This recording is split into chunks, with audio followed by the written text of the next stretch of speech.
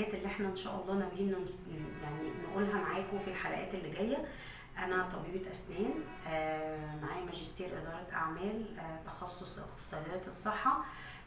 لكن انا هاويه جدا ان انا اهتم بطب الاسنان الوقائي، و يعني كان حلمي ان انا اوعي الناس في كل مكان انه الاسنان والتسوس وامراض الفم هي من الحاجات اللي نقدر نتجنبها، ونقدر بشكل كبير جدا جدا ان احنا ما ندخلش في مشاكلها. فاحنا هنا بنعمل ايه في القناه؟ احنا هنشتغل في القناه على ازاي نتجنب المشاكل الاسنان، وشعارنا هو الوقايه ارخص بكتير من العلاج. في طب الاسنان الناس التكلفه الاقتصاديه للعلاج بتكون كبيره شويه عند بعض الفئات، يعني ما بتقدرش عليها، وبالتالي بتوصل لمشاكل كتير جدا.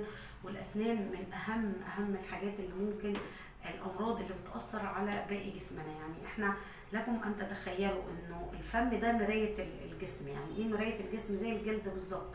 في بعض الامراض بنبدا نكتشفها من الفم. فاهتموا بنظافه اسنانكم، وانا معاكم ان شاء الله. دايما هنتكلم على نصايح وقائيه عن الاهتمام بصحه اسنانكم، وكمان التبس او النصايح العلاجيه لو انتوا عايزين تتعالجوا او في مشكله عندكم في اسنانكم.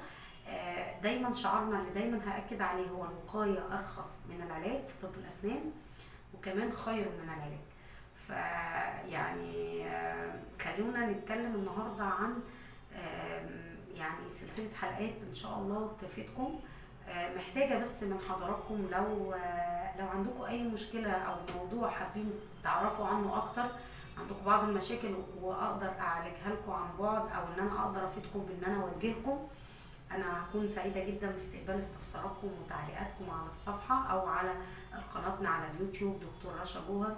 وانا اخترت اسم البيج باسنانجيه اونلاين مع دكتور رشا. ليه؟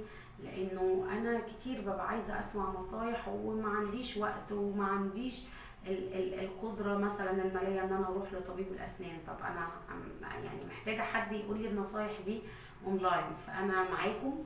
وكمان ان شاء الله عايزين نطور المحتوى ونقدم ليكم بعض الحالات العلاجيه، انه ايه افضل خيارات العلاج، لان احنا كلنا بنروح عند دكتور اسنان وبنبقى مش عارفين يعني هو انا اختار ده ولا ده، واختار التركيبه اي تركيبه، والدكتور ساعات بيخيرني بكذا اوبشن علاج وانا مش عارف. فانا معاكم ان شاء الله. هبدا احنا هنشتغل على ان احنا نرفع وعيكم باهميه صحه الفم والاسنان. وطبعا يعني عايزه اقول لحضراتكم ان المشاهدات ولما بلاقي بعض الفيديوهات يعني شافها عدد كبير من الناس، فده بيخليني مصره ان انا اكمل، وبيخليني كمان يعني احاول اجتهد واجيب لكم الحاجه اللي تهمكم. ان شاء الله منتظراكم. اتمنى انكم يعني تساعدوني وتدعموني وتعملوا اشتراك في القناه، وقتها ان شاء الله هنقدر نجيب محتوى افضل وافضل. واتمنى كمان انكم تساعدوني باستفساراتكم علشان نشوف ايه الموضوعات اللي انتم حابين نتكلم عنها. بشكركم واشوفكم المره الجايه على خير.